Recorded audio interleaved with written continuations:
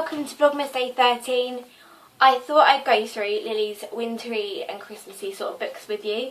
She has 11 and she's got a couple on the way, which is awesome. So first I'm going to show you, say hello to the snowy animals. This is a really cute book teaching kids about animals that sort of live in snowy areas, I suppose. And it sort of does all the noises for the animals, and at the end you have to say goodbye to them all. And then it says like snuggle up tight at the end, and I love that sort of saying. So this is a really cute little book and I really like the illustrations in it too. You can also get this in Touchy Feely version. Next is Foxes in the Snow, and this is a really cute little story of two little foxes that end up on an adventure they shouldn't really be on. And it all works out in the end and they're all fine in the end, but it's a really cute sort of little thing to show that you should really probably listen to your parents when they tell you something. But yeah, it's really cute. Next, this is a book we read all year round, but it is sort of related to Christmas and winter because it's snowy.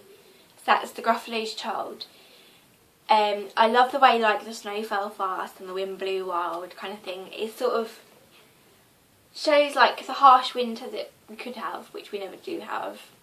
But obviously it's a really cute little book and it shows that you don't have to be scary to win, I suppose. Not to win, but to stand up for yourself in a way. So yeah, I really like that book. Sam's Snowflake. I could not tell you what this book's about because I have not read it in about 10 months.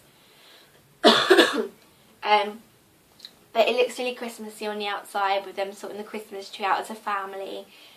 And I don't know, it just looks really nice with the idea of the bears look instead of people. I don't know. I just really like that idea.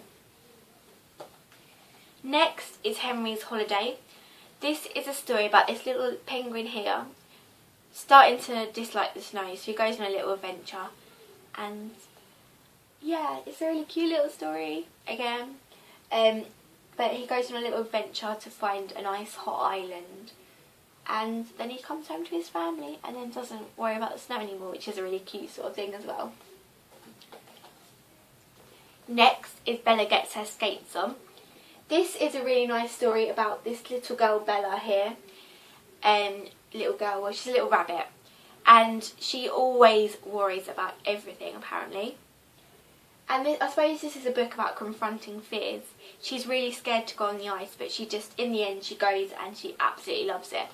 So yeah, she's so worried, but she does it and it's really good, sort of little feel-good story. Next is Jack Frost. Again, I could not tell you what this one's about because we have not read this one yet this year. But I don't think it's a true story, but it's a really cute cover and I love the idea of Jack Frost coming and sprinkling frost everywhere. I don't know whether that's about this, but obviously it's a wintry book and it's always good to get these out every winter. Next is a new one that I've got, is Mrs. Pepperpot's Christmas. Now I'm going to read this more towards Christmas Eve, I think, because it is a Christmas book. And again, I'm not sure what this one's about because I have not read it yet at all. I've not read this one at all. But anything to do with Christmas is good. And she's got there's another couple of books in her series actually. So yeah, I might try and get them as well. But a festive classic with a touch of magic. So yeah, that should be good. Then we've got The Polar Bear and the Snow Cloud. Now again, it's all nice and Christmassy with the snow falling and a polar bear.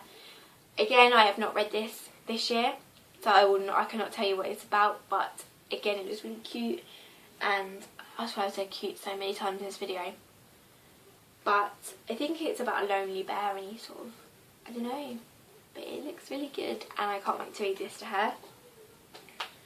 I have been loving this book, and it is Big Bear Little Brother.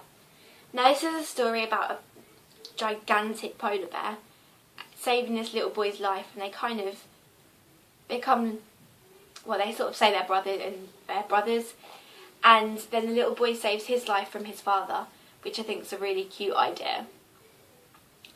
I'm not going to say cute for the next book. But both times I've read this in the past week, Lily has been asleep by the end of it. I'm hoping it's not out of boredom, and I'm hoping it's just because it's a nice little sort of relaxing story. But I love it, and I love the story behind it, so yeah. And lastly, and I'm not going to say that word, is Betty and the Yeti. This is a really nice little story of showing that this certain Yeti is a tiny little sort of creature, and it's not scary at all. And the only reason he looks big and scary is because he's got so many layers of clothing on to keep him warm. Now, I love the idea of don't judge a book by its cover, really. I think that's what this is about, kind of thing. Don't judge a book by its cover. Say hello to him. Be friends with the odd person. But yeah, I really like this book as well. So yeah, that's all her books that she's got. I think she's got one more in the front room, but I can't find it for the life of me. And we have been reading them every night, and we've been alternating through the books. So I've got a couple to get through, and I just love reading them to her. I love bedtime with reading to her. And that was my wintry books for her. So I'll see you again tomorrow. Bye!